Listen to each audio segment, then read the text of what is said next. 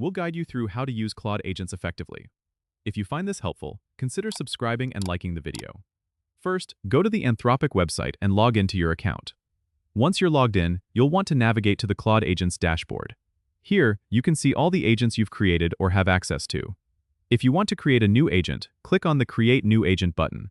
You'll be prompted to enter a name and a short description for your agent. This helps you identify what this agent will be used for later. After naming your agent, you need to set its initial prompt. This is crucial because it determines how the agent behaves. Think of it like the agent's personality or mission statement.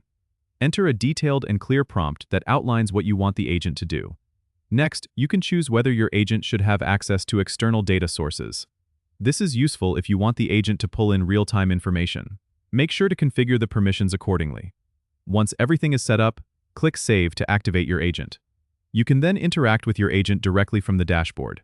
Just type your questions or commands in the chat box, and your agent will respond based on its training and the initial prompt you provided. If you ever need to modify your agent, simply go back to the dashboard, click on the agent's name, and adjust the settings as needed. Don't forget to experiment and fine-tune your agent for optimal performance. Don't forget to subscribe and comment if this helped you out.